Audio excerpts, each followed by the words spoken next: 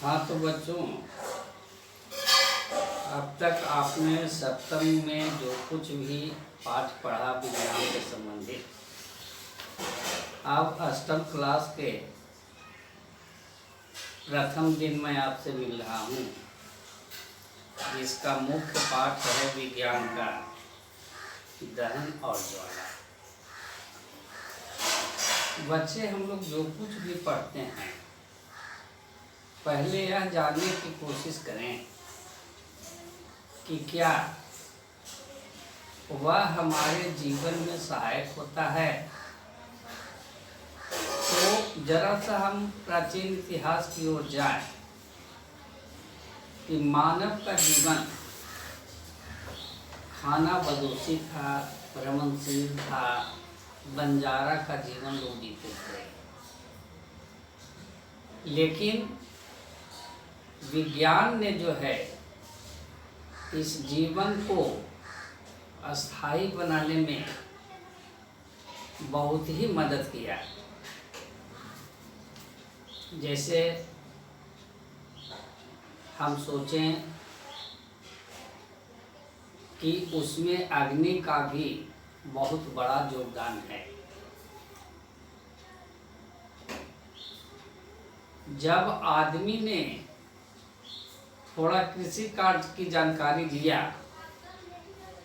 और कुम्हार के चाक ने खापड़ा का निर्माण करके उसे आग के द्वारा पकाकर एक मकान को अस्थायी छत देने में सहायक हुआ, और जब जीवन में अस्थायित्व आ गया तो हमेशा समाज में बैठकर अपने कठिनाइयों का समाधान कैसे करें लोग सोचते रहे। तो आज हम देखेंगे इन्हीं आग के बारे में, दहन और ज्वाला के बारे में। यह क्या है, इसकी क्या उपयोगिता है, सारी चीज़ों को इसमें हम देखेंगे। पहले हम देखें जितने भी पदार्थ हैं उनको दहनशीलता के आधार पर हम दो वर्गों में वर्गीकृत करेंगे।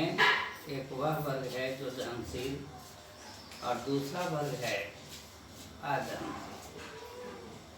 उदाहरण के लिए हम देखें, कुछ पदार्थ एकत्र करें, जैसे कागज का टुकड़ा है, मिट्टी का तेल है, लकड़ी का टुकड़ा है, कोयला है, पत्थर का टुकड़ा है। इन सबों को हम लोग जलाने का प्रयास करें।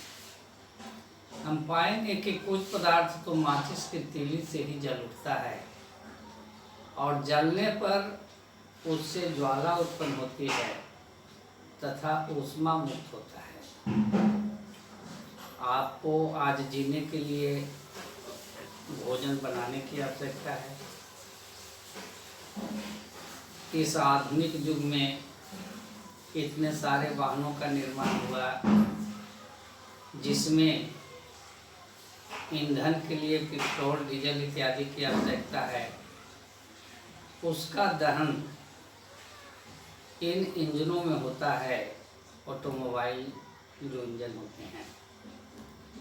तो खैर उसमें भी अब हम देखते हैं कि पदार्थ भी जो हैं, सभी के सभी पदार्थ एक जैसे या आग बहुत आसानी से नहीं पकड़ पाते हैं।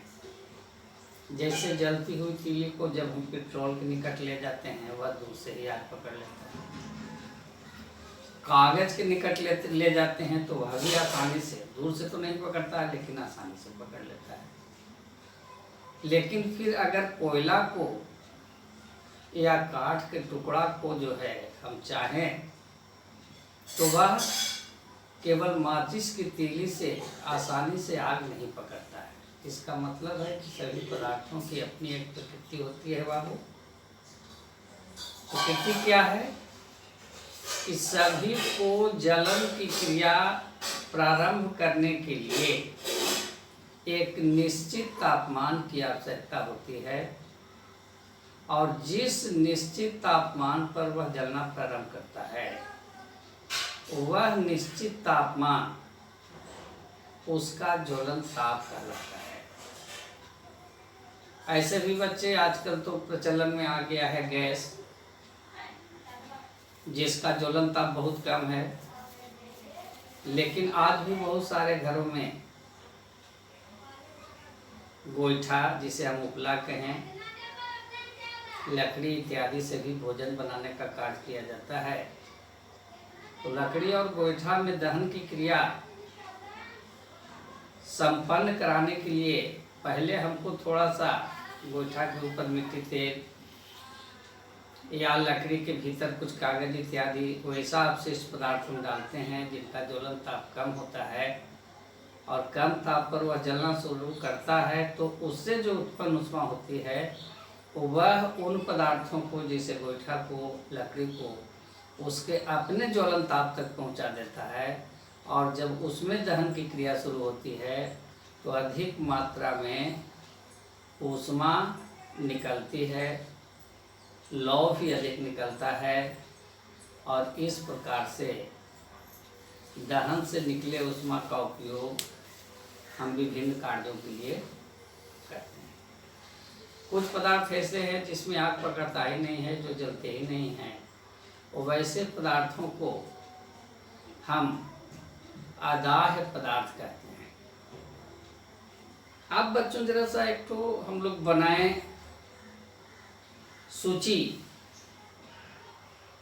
जैसे एक कॉलम में हम लिखें पदार्थ, दूसरा कॉलम में लिखे दाह्य, जलता है या नहीं जलता है, और एक आगे का कॉलम हम बनाएं अदाह्य पदार्थ जो नहीं जलता है। तो पदार्थ में हम लिखें कागज, तो इसमें दाह्य पदार्थ के कॉलम में हम लोग लिखेंगे दाह्य पदार्थ है। अदाह्य पदार्थ का कॉलम में हम लोग सीधा एक हल्का लाइन खींच देंगे जो इस बात का संबोधन होगा कि यह उल्टा हो लिखा हो। हाँ, तो बच्चे एक तालिका हम बनाएं जिसमें पहला कॉलम में लिखें पदार्थ, दूसरा कॉलम में लिखें दाह्य और तीसरा कॉलम में लिखें अदाह्य। अब पदार्थ में दाह्य का मतलब क्या होता है सर? दाह्य का मतलब होता है जलना वाला। अदाह्य का मतलब हुआ जो नहीं जल सकता है, जो जलने वाला नहीं जी। अब इसमें पहली बार जो है एक पदार्थ हम लिखते हैं कागज।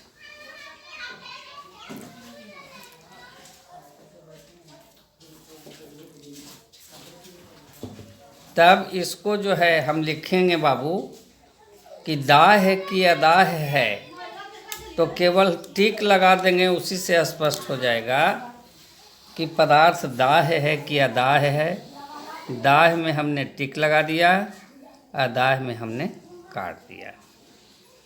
दूसरा लिखते हैं पत्थर का टुकड़ा। पत्थर का टुकड़ा, यह दाह्य नहीं है बाबू, यहाँ काट देंगे। यह अदाह्य है, यहाँ टिक लगा देंगे।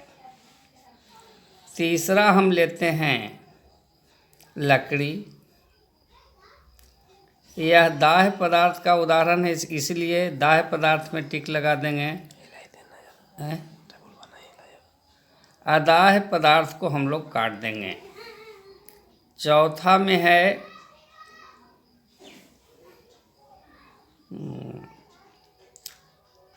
कोयला। यह भी जो है दाह्य पदार्थ का उदाहरण है, इसमें टिक लगाएंगे, अदाह्य को काट देंगे। और पांचवा में हम लिखते हैं लोहा।